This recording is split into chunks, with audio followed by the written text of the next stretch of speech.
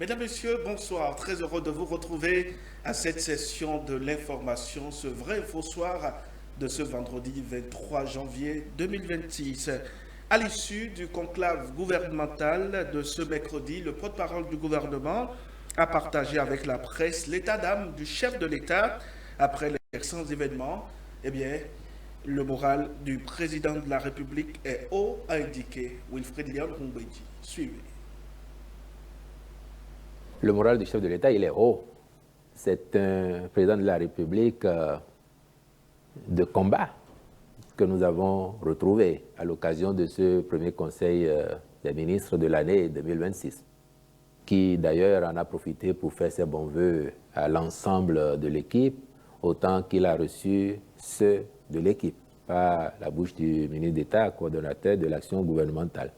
Et c'est un chef de l'État qui a demandé à l'équipe d'être encore plus mobilisé maintenant sur la toute dernière ligne droite, parce que dans 4 mois, c'en sera fini du second mandat du président Patrice Talon. Donc d'être mobilisé pour que les tâches qui nous incombent soient bien traitées et que le moment venu, quand la période électorale s'ouvrira pour la présidentielle, que nous puissions également être disponibles pour contribuer à animer le terrain politique afin que ces élections se passe bien, avec le grand espoir que le candidat de la majorité présidentielle puisse l'emporter.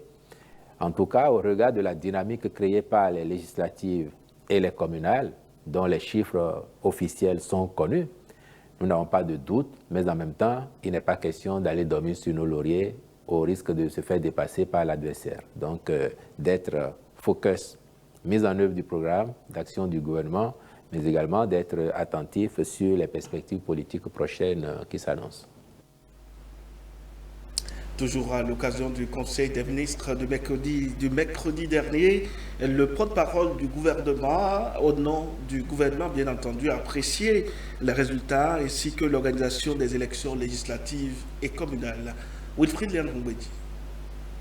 S'agissant des élections législatives et communales du 11 janvier dernier, nous avons observé, comme vous, que sur l'ensemble du territoire national, le processus électoral s'est déroulé dans la paix, dans la quiétude. Les populations sont moyennement sorties parce qu'avec un taux de participation qui s'établit autour de 40%, c'est une participation modérée. On aurait aimé en avoir davantage.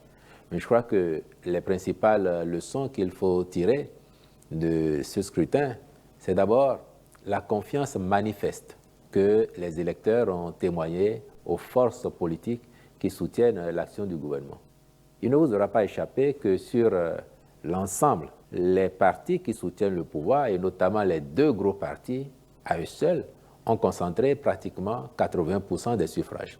Dans un contexte où toutes les forces politiques, de la mouvance comme de l'opposition, qui étaient qualifiées pour prendre part au scrutin, ont pu participer librement, mobiliser leurs électeurs et à l'arrivée, je crois que le peuple béninois, dans sa maturité, a définitivement tranché les débats et les querelles politiques pour indiquer à chacun sa place sur l'échiquier.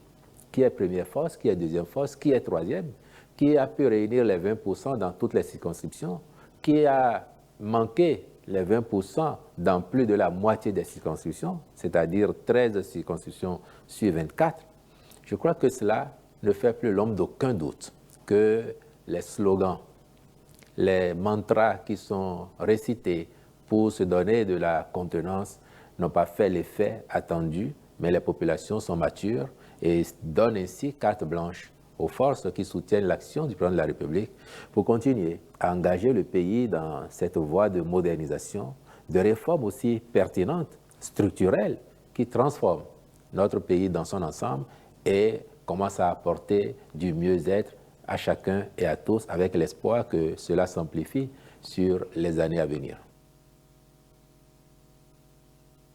Mesdames, Messieurs, ce sera donc tout pour cette édition, ce vrai info soir de ce vendredi 23 janvier 2026. Merci pour votre attention.